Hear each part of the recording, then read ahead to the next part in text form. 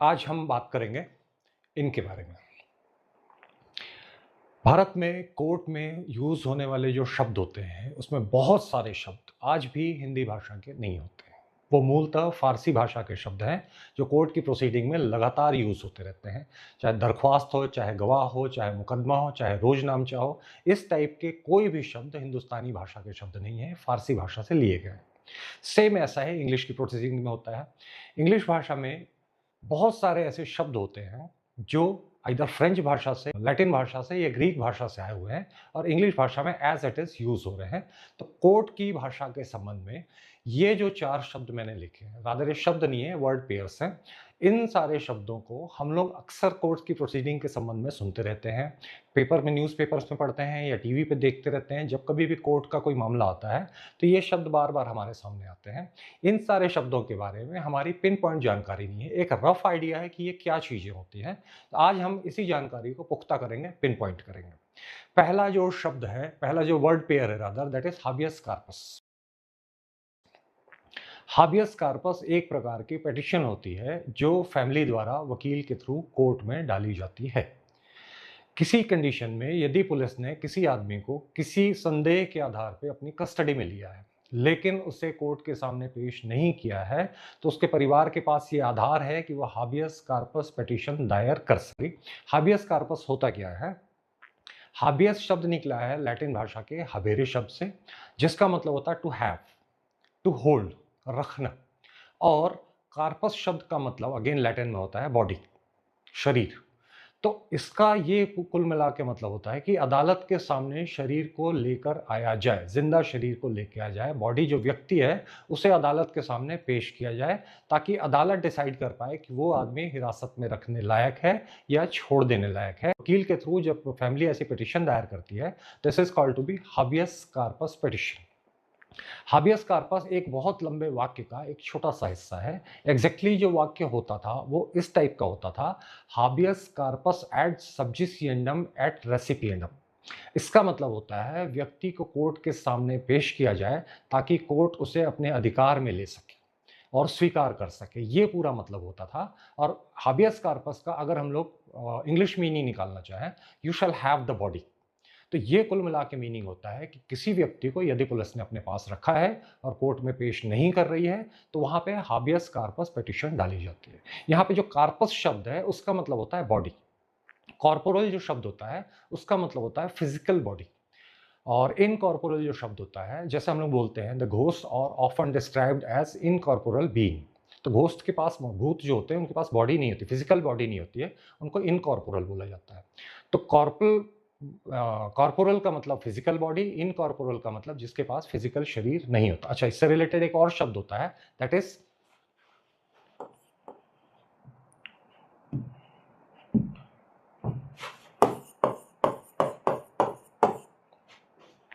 ये वाला शब्द होता है। इस शब्द का मीनिंग कुछ दूसरा होता है। इस शब्द से यदि आप कोई सी चीज देखते हैं, इसका मतलब होता है डेड बॉडी, कॉर्प्स।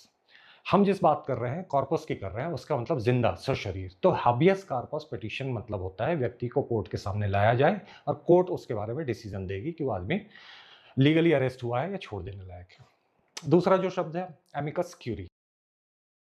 एमिकस मतलब शायद आपको पता होगा, इसका मतलब दोस्त होता है।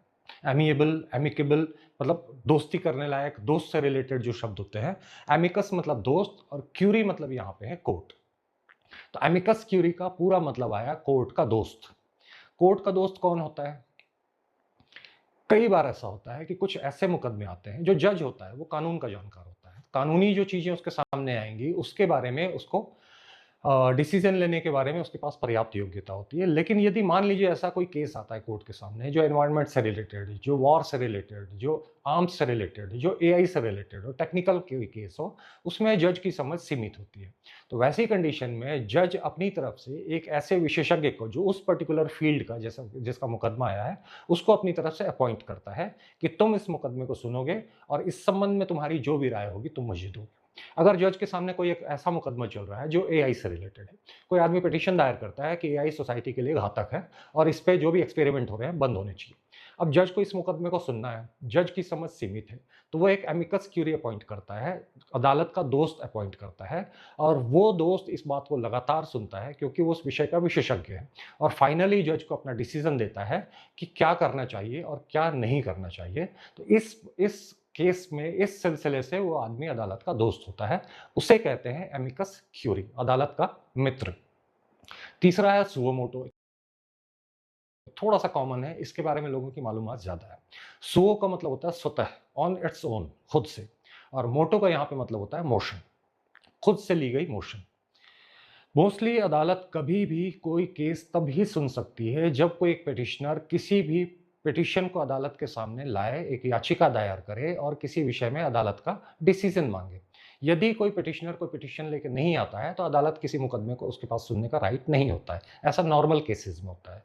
लेकिन यदि कोई ऐसा मामला है जो बहुत बड़ा है, उससे बहुत सारे लोगों के हित या अहित जुड़े हैं, वैसी कंडीशन में यदि कोई आदमी उस मुकदमे को कोर्ट के सामने लेकर नहीं आता है, तो कोर्ट के पास ये अधिकार होता है कि हम सुओ मोटो में इस याचिका को सुनेंगे। मतलब हम खुद से इस याचिका को दायर करते हैं, हम खुद से एक केस चालू करते हैं क्योंकि इसमें बहुत सारे लोगों का हित जुड़ा हुआ है। तो ये केस कोर्ट के सामने लाया जाएगा, कोर्ट के ही द्वारा, और कोर्ट अल्टीमेटली डिसाइड करेगी कि क्या होना है और क्या नहीं होना है। इस टाइप की याचिका जो होती है, जो कोर्ट स्वयं दायर करती है, स्वयं केस को सुनती है, उसको हम लोग सुओ मोटो केस लेते हैं। लास्ट में है प्रो बोनो। ये भी एक कॉमन सा टर्म है जिसको हम अक्सर सुनते रहते हैं। प्रो का मतलब यहाँ पर होता है फॉरवर्ड या आगे आना, या एक और मतलब होता है पक्ष में। जैसे हम लोग बोलते हैं प्रो गवर्नमेंट, मतलब गवर्नमेंट के पक्ष में है, एंटी गवर्नमेंट, गवर्नमेंट के अगेंस्ट है। तो प्रो मतलब पक्ष में या आगे आना। और दूसरा जो बोनो शब्द है, बोनो वही शब्द है जहाँ से बोनस शब्द निकला है। प्रो बोनो का कुल मिला का मतलब होता है किसी की भलाई के लिए आगे आना, किसी के भले के लिए आगे आना। प्रो बोनो शब्द का जो ये जो शब्द होता है, इसका पूरा ही जो सेंटेंस होता था पहले, जिससे प्रो बोनो कट के रह गया यहाँ पर, प्रो बोनो पब्लिको, पब्लिक की भलाई के लिए। ये कौन से केसेस होते हैं कि यदि वकील को लगता है कि ये जो वादी है, जो आदमी मुकदमा दायर कर रहा है, उसकी आर्थिक स्थिति ऐसी नहीं है कि उस मुकदमे का खर्च वहन कर सके, वैसी कंडीशन में वकील फ्री में उस मुकदमे को लड़ने के लिए तैयार हो जाता है। ये फ्री में लड़ने का मुकदमा जो है, इसको सिर्फ फ्री में लड़ा जा रहा मुकदमे के रूप में नहीं देखना चाहिए।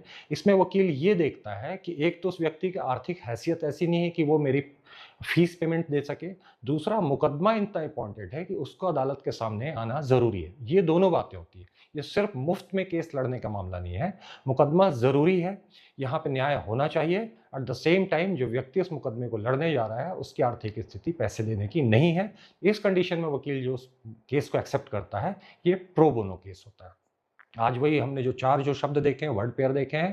पहला हाबियस कार्पस, ऐसा किसी व्यक्ति को अदालत के सामने पेश करने की याचिका होती है। दूसरा अमिकस क्यूरी, इसमें अदालत का दोस्त होता है जो अदालत को किसी टेक्निकल मसले पे या किसी दीगर मसले पे जिसमें अदालत की अपनी जो राय होती है वो सफिशिएंट नहीं होती है, तो वहाँ पे अदालत का मित्र अदालत को मदद करता है। तीसरे नंबर पे आएगा सुओ मोटो, जिसमें कोर्ट खुद डिसाइड करती है कि ये मुकदमा हमें लगता है कि सुना जाने लायक है, इसको कोर्ट के सामने लाया जाए। And the last one is pro bono, ऐसा मुकदमा, ऐसा केस जिसमें वकील केस की इंपॉर्टेंस देखते हुए और मुकदमा लड़ने वाले की आर्थिक स्थिति देखते हुए अपनी फीस को सेक्रीफाइस करता है। ये 4 शब्द हैं। उम्मीद है इस वीडियो के बाद आपकी इन शब्दों के बारे में जानकारी दुरुस्त होगी और भविष्य में जब कभी ये हम शब्द सुनेंगे तो हमारे दिमाग में क्लियर इमेज बनेगी कि ये किस संबंध में बात हो रही है। मिलते हैं अगले वीडियो में।